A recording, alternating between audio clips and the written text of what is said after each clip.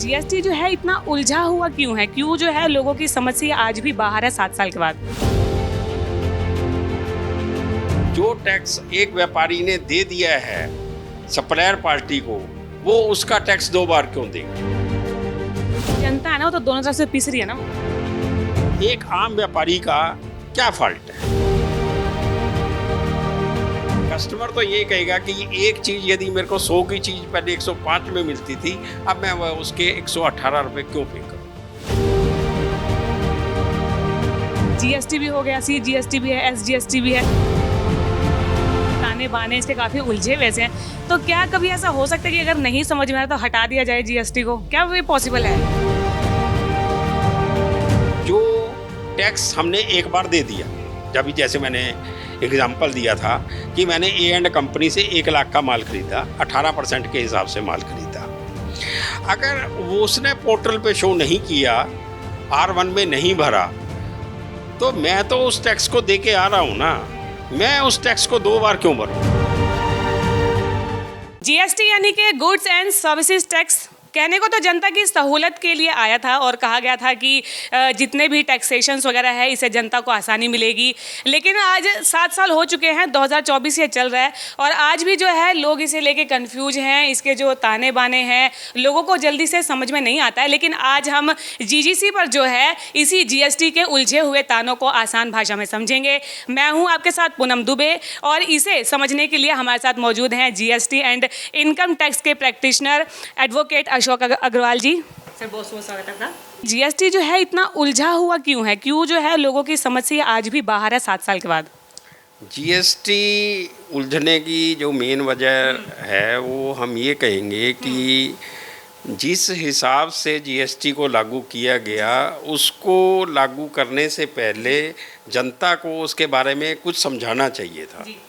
लेकिन उसको एकदम जो लागू किया गया, लागू करने के बाद जो पेचीदगियाँ उसके अंदर आई और जिस कंपनी ने भी इसका सॉफ्टवेयर तैयार किया उसके अंदर काफ़ी डिफ़िकल्टीज़ रही। जो कंपनीज़ उसको सॉर्ट आउट समय पे नहीं कर पाई और जो टैक्स इनपुट्स लोगों को नहीं मिल पाए, मिसमैचेस रहे, ये सबसे बड़ी प्रॉब्लम रही। गवर्नमेंट तो ये कहती है कि जो आपका टैक्स ऑटो पोर्टल पे शो हो गया हम उसको अलो करेंगे, लेकिन जो टैक्स एक व्यापारी ने दे दिया है सप्लायर पार्टी को, वो उसका टैक्स 2 बार क्यों देगी? और ये अभी भी एक बहुत बड़ी समस्या बनी हुई है जिसका गवर्नमेंट का समाधान करना बनता है। अच्छा, इसमें सर ये है कि जो व्यापारी वर्ग है, बड़े जो बिजनेसमैन है, चलो उनको तो फिर भी थोड़ा बहुत समझ में आता है, लेकिन आम लोगों को इससे क्या फ़ायदा होगा इस जीएसटी से? आम लोगों को इस जीएसटी से सबसे बड़ा फ़ायदा ये हुआ है कि पहले वैट के तहत जब हम इस प्रक्रिया से अपना बिजनेस किया करते थे, तो वैट में क्या होता था मैम कि जब हम कोई भी इंपोर्ट परचेज़ किया करते थे, इंपोर्ट परचेज़ का मतलब ये है, मान लीजिए कि हमने कोई भी परचेज़ दिल्ली से की। अब दिल्ली से अगर हम परचेज़ कर रहे हैं तो दिल्ली से हम परचेज़ 2 प्रकार से करते हैं। एक तो जो डिक्लेरेशन फॉर्म के थ्रू आती है, एक विदाउट डिक्लेरेशन फॉर्म के थ्रू आती है। अगर डिक्लेरेशन फॉर्म के थ्रू आती है तो उसे बोलते हैं सी फॉर्म। तो अगर हम सी फॉर्म के अगेंस्ट कोई माल खरीदते हैं तो उस केस के अंदर हम 2% CST पे करके अपना माल खरीद के आ जाते थे, लेकिन उस वैट के अंदर उसका किसी भी तरह का रिफंड नहीं मिला करता था। लेकिन जीएसटी के अंदर गवर्नमेंट ने ये बहुत बड़ी सुविधा दे दी है कि आप इंपोर्ट कोई भी आइटम किसी भी स्टेट से करते हैं और जितना भी उसके ऊपर रेट ऑफ टैक्स देकर आ रहे हैं तो उसका 100% रिफंड आपको अपना IGST के हेड के तहत मिल जाएगा। और इसके अलावा और भी जीएसटी जो सरकार 1 जुलाई 2017 को लेकर आई है, बहुत फ़ायदे हैं, ऐसा नहीं है, लेकिन फ़ायदे होते हैं तो पेचीदगियाँ भी आती हैं, दिक्कतें भी आती हैं। लेकिन जिस हिसाब से जीएसटी का रेवेन्यू बढ़ रहा है तो आने वाले टाइम में समस्याएं थोड़ी थोड़ी जो और हैं वो भी दूर हो जाएंगी। लेकिन जीएसटी जब शुरू में आया था तो स्टार्टिंग में तो व्यापारियों ने भी विरोध किया था इसका, क्योंकि उनको ये था कि इसको समझने में बड़ा टाइम लग जाएगा कि हम अपना काम करेंगे कि बिजनेस करेंगे बैठ के से लेके। जैसे जीएसटी 1 जुलाई 2017 में आया, वो विरोध करने का मेन विषय ये था कि सरकार ने तो इमीडिएट 1 जुलाई 2017 को जीएसटी को इम्प्लीमेंट कर दिया, लागू कर दिया, ठीक है। और साथ के साथ ये बोला गया कि जब हम जीएसटी को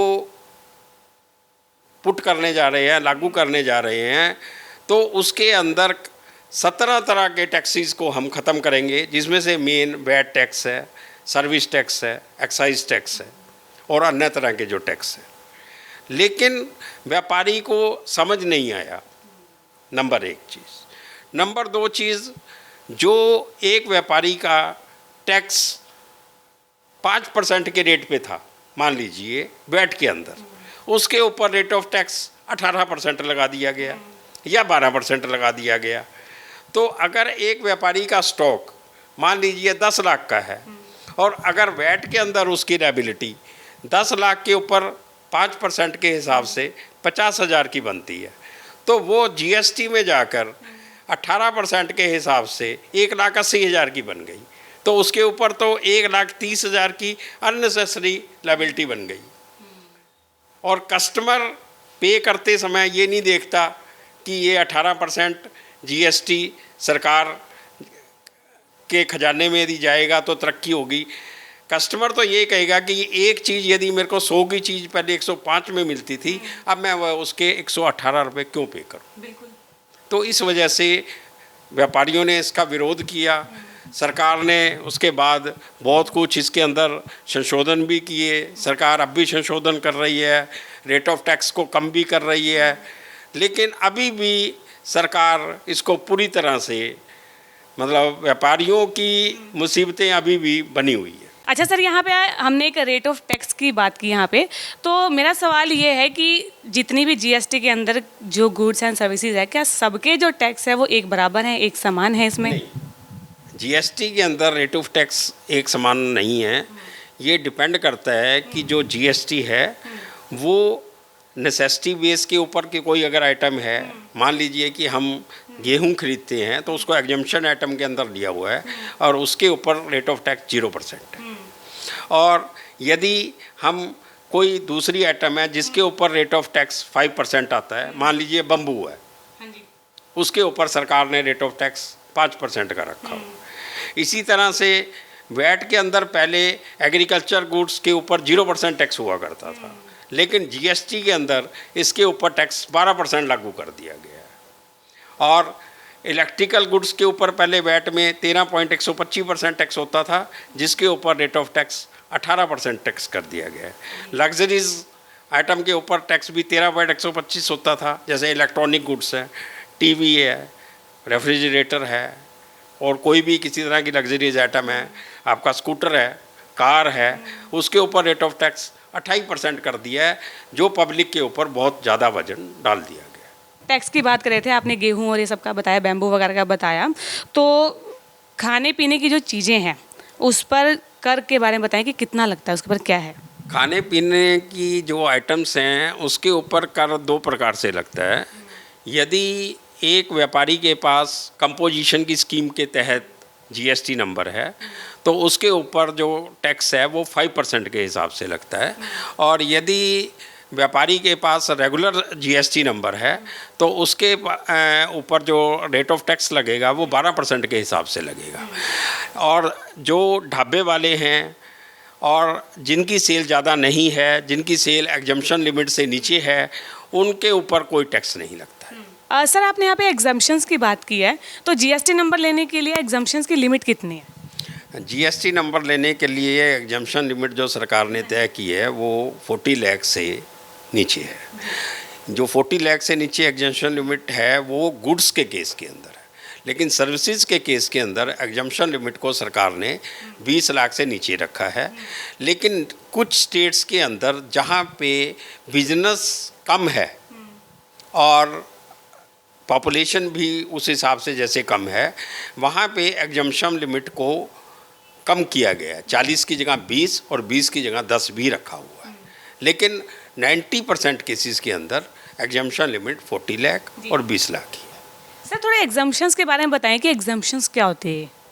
एग्जम्पशंस यही होती हैं कि यदि एक व्यापारी जीएसटी नंबर डीलर से या नॉन जीएसटी नंबर डीलर से माल खरीदता है और यदि उसकी सेल 40 लाख से कम है और यदि वो व्यापारी हरियाणा को छोड़ के, जैसे आप मेरे पास आए हैं, मैं हरियाणा का निवासी, अम्बाला का निवासी हूँ, न्यू मिलाप नगर का निवासी हूँ मैं, और मेरा ऑफिस यहीं पे स्थित है। तो उस केस के अंदर अगर मैं 1 रुपये का माल भी हरियाणा से बाहर दिल्ली में बेचता हूँ तो उसके अंदर एग्जम्पशन लिमिट की कोई रेंज काउंट नहीं होती। उस केस के अंदर आपको जीएसटी नंबर लेना जरूरी है, कंपलसरी। लेकिन यदि आप बाहर से माल खरीदते हैं, दिल्ली से, हिमाचल से, उत्तर प्रदेश से, तो उस केस के अंदर एग्जम्पशन लिमिट 40 लाख से नीचे है तो जीएसटी नंबर लेना ज़रूरी नहीं है। और यदि आपका टर्नओवर 40 लाख से ऊपर हो जाता है तो जीएसटी नंबर लेना ज़रूरी है। अच्छा सर, इसमें बात हो रही है तो जीएसटी की जो रिटर्न्स हैं वो कब कब जाती हैं, वो ये बता दीजिए। जीएसटी की रिटर्न्स डिपेंड करता है कि जीएसटी डीलर जो है उसने किस कैटेगरी के तहत अपना जीएसटी नंबर लिया हुआ है। जिस डीलर ने अपनी रिटर्न्स को मंथली रखा हुआ है तो उसकी जो जीएसटी R1 की ड्यू डेट है वो 11 जनवरी है और उसकी जो 3B की जो ड्यू डेट है वो 20 है। मान लीजिए उसकी यदि दिसंबर की रिटर्न जाती है तो उसकी रिटर्न जो जनवरी में फाइल करेगी, ठीक है ना, मैं जो बताना चाह रहा हूँ। और मान लीजिए उसी व्यापारी की रिटर्न यदि क्वार्टरली बेस है तो दिसंबर की जो उसकी रिटर्न है वो अप्रैल में फाइल करेगी और वो 13 अप्रैल को GSTR बन जाएगी और 24 तारीख को अप्रैल, क्योंकि 3 महीने क्वार्टरली बेस है ना, तो 24 अप्रैल को उसकी क्वार्टरली रिटर्न के साथ 3B की रिटर्न जाएगी। अच्छा, इसमें R1 और 3B की आपने बात की, जरा इसके बारे में बताएं सर कि R1 3B क्या है ये? R1 और 3B, R1 ये हमारी जो रिटर्न है ये डिटेल देता है कि हमारी टोटल टर्नओवर कितनी है। अब आप कहेंगे कि टोटल टर्नओवर के अंदर ये कैसे पता चलेगा कि एक आम आदमी ने कितना माल खरीदा और एक सप्लायर टू सप्लायर जिसके पास जीएसटी नंबर है और दूसरे आदमी के पास भी जीएसटी नंबर है, उसने कितना माल बेचा और कितना माल खरीदा। तो एक आदमी ने कितना माल खरीदा और दूसरे आदमी ने कितना माल खरीदा, वो R1 के अंदर वो चीज़ शो होती है, उसका बाकायदा जीएसटी नंबर शो होता है, उसका नाम आता है, उसकी बिल टू बिल डिटेल आती है R1 के अंदर, और वो चीज़ ऑटो पोर्टल पे जाकर GSTR 2B में शो होती है, जो गवर्नमेंट को ऑटोमेटिक पता चल जाता है कि ए ने बी को इन बिलों के तहत माल बेचा है।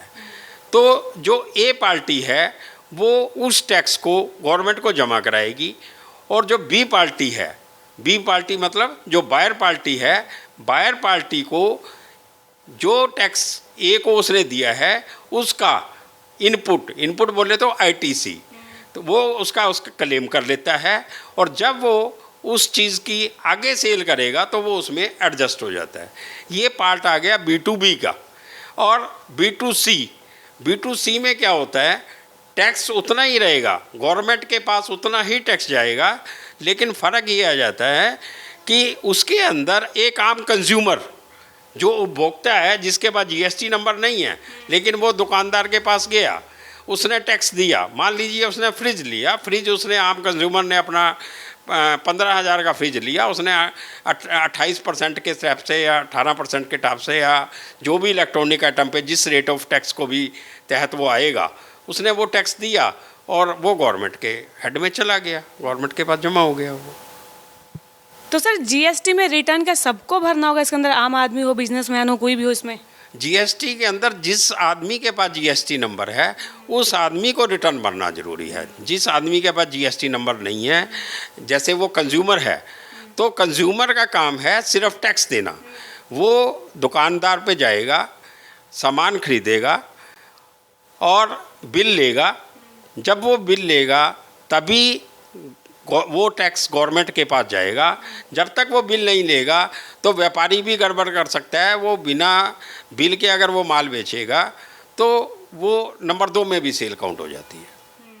लेकिन मैं तो उपभोक्ता को यही कहूँगा कि आप बिल लेंगे, सरकार की जेब में टैक्स जाएगा, सरकार की जेब में टैक्स जाएगा, सरकार का फ़ायदा होगा, सरकार का फ़ायदा होगा, सरकार के पास पैसा आएगा, तरक्की होगी देश की। नंबर 1 बात।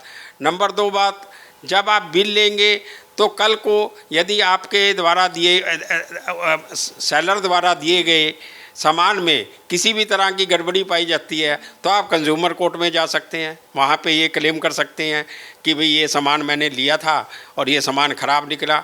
तो इसके 2 फ़ायदे हैं, आपका भी फ़ायदा है, सरकार का भी फ़ायदा है। सर इसमें बिल की आप बात करें कि बिल लें, अब जैसे कई जगहों पे क्या होता है ना कि बाहर हम जाएं कहीं घूमने तो वो क्या करते हैं कि ऑनलाइन पेमेंट के बजाय वो कैश को प्रेफर करते हैं तो अपना टैक्स बचाने के लिए। तो उस सिचुएशन में जो है कंज्यूमर क्या करे? मान लो अगर कहीं वो होटल पे जा रहा है, रेस्टोरेंट पे खाने जा रहा है, बाहर है ना, किसी दूसरे स्टेट में जा रहा है, तो वो कैश लेते हैं वहाँ पे, वो ऑनलाइन पेमेंट को प्रेफर नहीं करते हैं। तो उस केस में एज अ कंज्यूमर फिर मैं क्या कर सकती हूँ वहाँ पे? नहीं, उस केस के अंदर आप होटल के मैनेजर को या होटल के मालिक को कह सकते हैं कि आप हमें बिल बना के दीजिए। अगर वो बिल बनाने से मना करते हैं तो आप उसके लिए जीएसटी डिपार्टमेंट को उनकी कंप्लेंट कर सकते हैं कि हमने 1000 रुपये का भोजन किया, 1500 का किया, 2000 का किया, या हमने यहाँ पे इनके रूम में रहे तो उसके ऊपर जो जीएसटी बनता है, तो जीएसटी जो हमारा बनता है तो उसके ऊपर आप हमें बिल दें। यदि उनके पास जीएसटी नंबर नहीं है फिर आप उस केस के अंदर भी उनके लेटर पैड के ऊपर, लेटर पैड या उनका इनवॉइस बुक होगी, सिर्फ इनवॉइस बुक के ऊपर जीएसटी नंबर नहीं छपा होगा, तब भी आप बिल लें, तब भी आपको वो बिल देने से मना नहीं कर सकते हैं, बेशक उनके पास जीएसटी नंबर नहीं भी है। अच्छा, आप कह रहे हैं कि वो बिल देने से मना नहीं कर सकते, लेकिन सर वहाँ पे बहाना क्या दिया जाता है कि आप हमें कैश में पेमेंट कर दीजिए, कि हम ऑनलाइन एक्सेप्ट नहीं करते वहाँ पे। तो दुविधा ये आ जाती है कि अब मान लो कि अगर मैं कहीं घूमने गई हूँ, मेरे पास कैश नहीं है, मैं ऑनलाइन के भरोसे गई हूँ वहाँ पे मैं, तो फिर वो चीज़ें तो यहाँ वर्क नहीं करती है ना? नहीं, ऐसा कोई मैटर नहीं है। अगर हम कैश पेमेंट करते हैं या हम किसी भी तरह से ऑनलाइन पेमेंट करते हैं, अगर हम ऑनलाइन पेमेंट करते हैं और अगर वो ऑनलाइन पेमेंट जिस रेस्टोरेंट में हम ठहरे हैं उसके करंट अकाउंट में जा रही है, फिर तो उसको बिल देना ही पड़ेगा, बिकॉज वो एंट्री उसके अकाउंट में शो हो गई।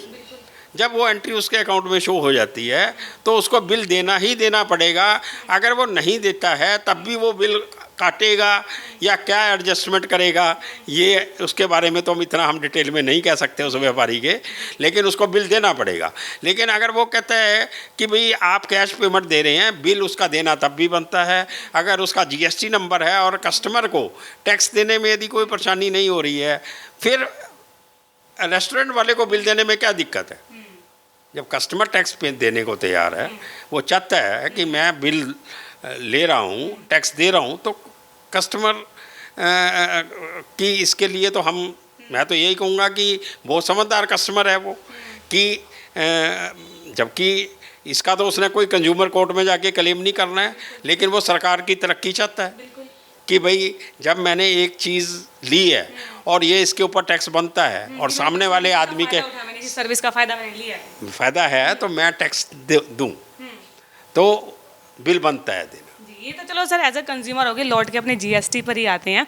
तो जैसे जीएसटी नंबर की यहाँ पे बात हो रही है, वो किस किस के लिए ज़रूरी है और क्या है उसकी प्रक्रिया लेने के लिए भी ज़रा बता दें। जीएसटी नंबर के लिए जैसे कि मैं आपको पहले भी बता चुका हूँ कि जीएसटी नंबर की जो एग्जम्पशन लिमिट है, जो गुड्स के ऊपर, गुड्स मीन्स माल की बिक्री मीन्स टर्नओवर, कि एक व्यापारी की पूरे 12 महीने के अंदर, जैसे कि हमारे देश के अंदर ये चलन है कि 1 अप्रैल से लेके 31 मार्च तक 12 महीने का एक फाइनेंशियल ईयर चलता है, और अगर उस 12 महीने के अंदर हमारी पूरे साल की टर्नओवर 40 लाख से नीचे है, तब हमें जीएसटी नंबर लेने की ज़रूरत नहीं है।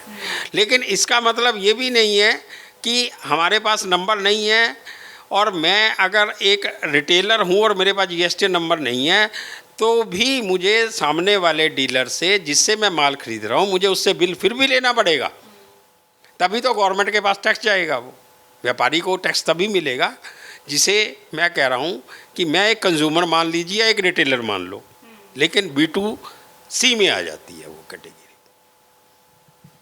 अच्छा सर, यहाँ पे जीएसटी रिटर्न की बात कर लेते हैं कि जो अगर ड्यू डेट अगर लेट हो जाती है तो इसकी पेनल्टी को लेकर भी कुछ बताएं सर कि क्या पेनल्टी लगेगी या नहीं लगेगी। इसमें भी दो तरह से पेनल्टी प्रोविज़न बनाया हुआ है सरकार ने कि यदि हम जीएसटी रिटर्न अपनी फाइल कर रहे हैं और हम अपनी रिटर्न को, जैसे मैंने बताया कि ड्यू डेट्स को अभी बता के हटा हूँ जैसे कुछ समय पहले, तो हम अपनी रिटर्न ये मान लेते हैं कि किसी मंथ में या किसी क्वार्टर में जो भी हमारी स्कीम आती है, हमारी सेल नहीं होती है, तो हम रिटर्न भरने के लिए बाध्य हैं। बाध्य मतलब हमने अपनी रिटर्न को भरना ही भरना है ड्यू डेट पे। अगर हम अपनी रिटर्न नहीं भरते हैं तो नील रिटर्न के केस में 10 रुपये SGST और 10 रुपये CGST की पर डे की पेनल्टी है, लेकिन मैक्सिमम 500 रुपीज़ के हिसाब से। मंथली के केस में भी 500 है और अगर क्वार्टरली है उसके केस में भी 500 है। और अगर हमारी सेल है और हम रिटर्न फाइल नहीं कर पाते हैं तो SGST के केस के अंदर 25 रुपये और CGST के केस के अंदर भी 25 रुपये, मतलब 50 रुपये पर डे के हिसाब से पेनल्टी लगती है।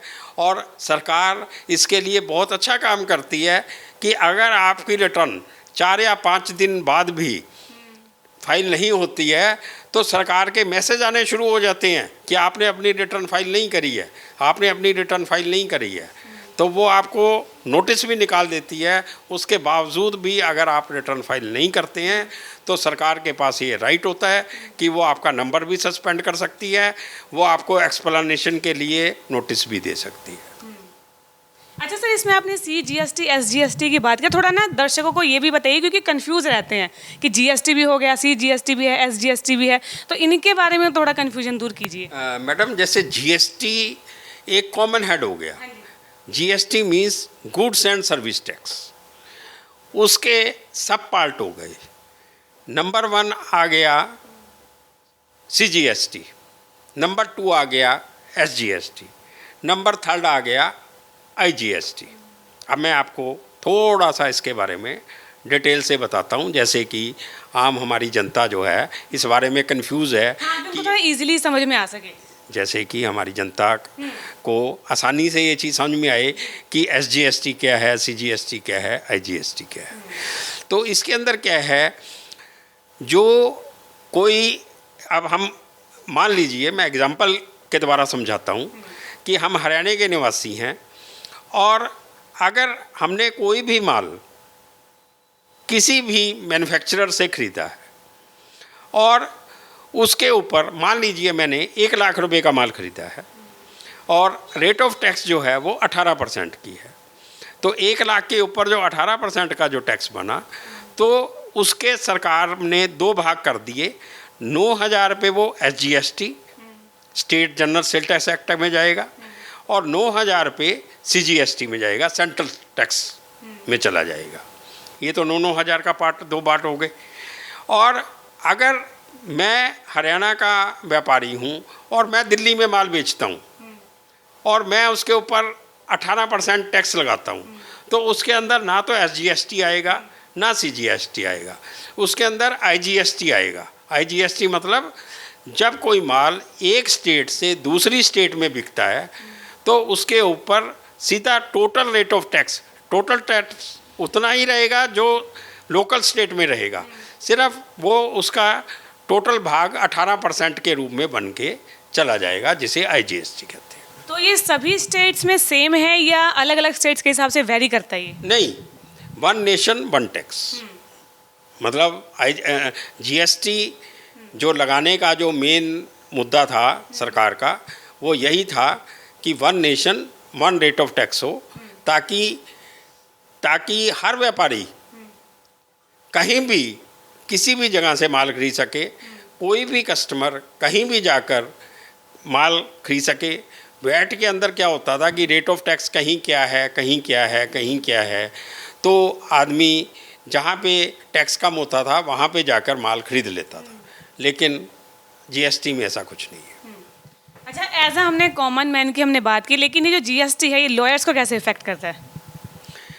जीएसटी लॉयर्स को इफ़ेक्ट करने वाली बात तो ये है कि देखिए, जीएसटी के आने से लॉयर्स का काम बढ़ा है, नो डाउट, लेकिन जिस हिसाब से लॉयर्स का काम बढ़ा है और जिस हिसाब से जब एक किसी क्लाइंट की डिमांड निकलती है और उसके लिए जितनी लेबर एक लॉयर को करनी पड़ती है, उसके मुकाबले में क्लाइंट फ़ीस पे करना नहीं चाहता। उसके लिए वो एक बड़ी आसान भाषा में कह देता है कि ये तो कोई बड़ी बात नहीं है। जब हम उसको कहते हैं कि ओके, हम इसके ऊपर मेहनत नहीं करते हैं, आप जो है पेमेंट जमा करा दीजिए, फिर वो कहते हैं कि नहीं, आप फाइंड आउट करके दीजिए। जब हम एक चीज़ को फाइंड आउट करेंगे, फाइंड आउट का मतलब यही है, मैं जब इंटरव्यू स्टार्ट हुई थी उसमें ये बात कही भी थी, मिसमैच के अंदर फॉर एग्ज़ाम्पल मैंने दिल्ली से माल ख़रीदा ए एंड कंपनी से। जब मैंने ए एंड कंपनी से 1 लाख का माल ख़रीदा तो उसने मेरे को 18% टैक्स लगाया। मैंने उसका 18% का इनपुट क्लेम कर लिया, लेकिन उस व्यापारी ने मेरे को B2B जो GSTR रिटर्न के अंदर जो मैं पहले एक्सप्लेन कर चुका हूँ, उसने वो B2B के अंदर मेरी सेल नहीं दिखाई। जब उसने सेल नहीं दिखाई तो मेरा 18,000 का टैक्स पोर्टल पे 2B के अंदर शो नहीं हुआ। जब वो 18,000 का टैक्स 2B पे शो नहीं हुआ तो गवर्नमेंट कहती है कि भाई आपका टैक्स आ तो रहा नहीं इसके अंदर, हम कैसे दें? पार्टी को तो पता ही नहीं होता कि भी किस पार्टी ने दिया। अकाउंटेंट मेहनत करना चाहते हैं नहीं करना चाहते, इस विषय में मैं नहीं कहना चाहता, क्योंकि डिमांड नोटिस आता है तो उस केस के अंदर क्लाइंट वकील के पास आता है। अब वकील कहाँ से ट्रेस करे? चलो अपने लेवल पे पोर्टल से मेहनत करके वो बताए भी, लेकिन उस मेहनत करके भी वकील के लिए पेचीदगियाँ ही हैं।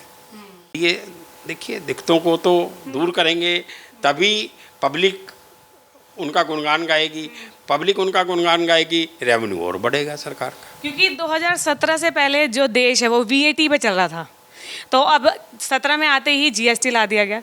तो क्या लगता है कि पुरानी व्यवस्था वो ज़्यादा अच्छी थी कि ये जो GST वाला सिस्टम है कि वो ज़्यादा सही रहेगा लोगों पे? नहीं, देखिए ऐसा है, अब तो इसके बारे में तो पूनम जी मैं तो एक बात कहना चाहूँगा कि रात गई बात गई कि जब वैट तो चले गया, जो ओम प्रकाश चौटाला जी की सरकार के अंदर, ठीक है ना जी, अपना 2003 के अंदर लागू हुआ था वैट, और बहुत सुविधाएं दी उन्होंने भी अपने टाइम के अंदर, बहुत सुविधाएं दी, ठीक है ना जी। और वैट को लगाने से पहले काफ़ी पेनल्टीज़ होती थी, काफ़ी इंटरेस्ट होते थे, काफ़ी डिमांड होती थी, उनको 1 शॉट के अंदर उन्होंने डिलीट कराया।